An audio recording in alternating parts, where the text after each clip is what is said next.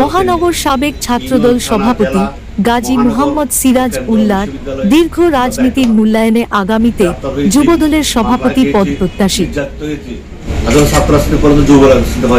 যদি দল যে সিদ্ধান্ত দিবে সেই সিদ্ধান্ত আমরা মেনে নিতে রাজি আছি।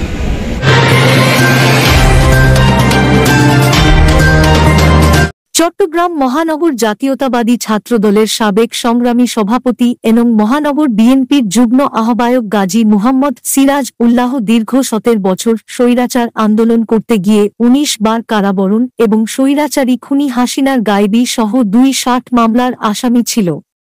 তারপরও শহীদ জিয়ার আদর্শ থেকে এক বিন্দু বিচ্যুত হয়নি। দীর্ঘ রাজনীতির মূল্যায়নে আগামীতে যুবদলের সভাপতি পদ প্রত্যাশী মহানগর ছাত্রদলের সাবেক সভাপতি গাজী মুহাম্মদ সিরাজ উল্লাহ সিএনটিভিকে এক সাক্ষাৎকারে বলেন, দীর্ঘদিন ধরে ছাত্র রাজনীতি করেছি এবং এরশাদ বিরোধী আন্দোলনের রাজপথে ছিলাম। পরবর্তী স্বৈরাচার শেখ হাসিনার বিরুদ্ধে দুঃশাসনের বিরুদ্ধে রাজপথে থেকেছি, আন্দোলন সংগ্রামে গ্রেপ্তার হয়েছি, জেল কেটেছি, চট্টগ্রাম ডিভিশনের সর্বোচ্চ মামলা আসামি হয়েছি এবং একদিনের জন্য আমরা পিছপা হইনি। আমাদের আন্দোলনের সংগ্রামের সফলতার আলোকে বৈষম্য বিরোধী ছাত্র আন্দোলনে বাংলাদেশের জাতীয়বাদী ছাত্রদল বিএনপি অঙ্গ সংগঠনসমূহ ও সকল সংগঠন নিয়ে একসাথে আমরা রাজপথে ছিলাম এবং রাজপথে থেকে এই দীর্ঘদিনের বাকশালী নেত্রী শেখ হাসিনাকে আমরা পতন ঘটিয়েছি এবং সে পতনের মাধ্যমে বাংলাদেশে আজকে গণতন্ত্র প্রতিষ্ঠিত হয়েছে। আজকে গণতন্ত্র প্রতিষ্ঠার মাধ্যমে সামনে একটা নিরপেক্ষ নির্বাচন আমরা আশা করতে যাচ্ছি।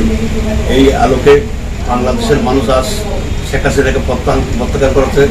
শেখ হাসিনার দুঃশাসন, শেখ হাসিনার দুর্নীতি, শেখ হাসিনা যে বাংলাদেশের মানুষের উপরে নির্যাতন করেছে তার প্রতিকার হিসেবে আর শেখ হাসিনা বাংলাদেশ থেকে বিতাড়িত হয়েছে।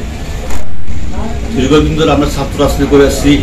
ইউনিয়ন ছাত্রদল সেক্রেটারি থেকে শুরু করে আমরা ছাত্রদলকে ইউনিয়ন, থানা, জেলা, মহানগর ও কেন্দ্র, বিশ্ববিদ্যালয়ে আমরা দায়িত্ব পালন করছি।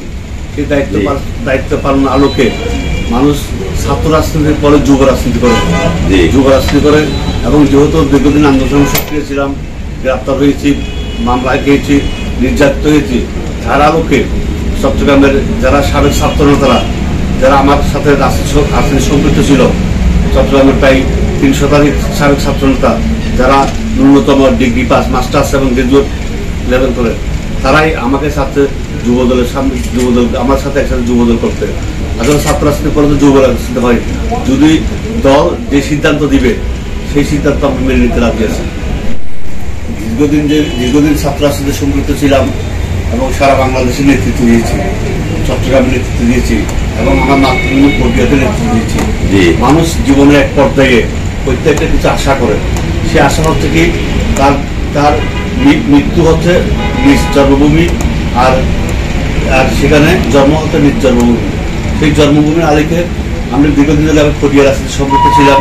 পটিয়ার ইউনিয়ন, কলেজ, থানা যার নেতৃত্ব দিয়েছি। পটিয়ার মানুষের সাথে দীর্ঘদিন ধরে আমরা ছাত্র রাজনীতি করে আসছি।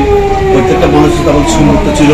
সে আলোকে আমরা মানুষের সেবা করছি, রাজনীতি করছি। রাজনীতির পাশাপাশি সমাজ সেবা এবং বিভিন্ন সমাজ কার্যক্রমের সাথে সম্পৃক্ত ছিলাম। সেই সুবাদে পটিয়া থেকে আমরা নমিনেশন দিয়েছি এবং নমিনেশন চাওয়ার পরে দল আমাকে বলছে কি অপেক্ষা করতে। সে অপেক্ষায় আছি।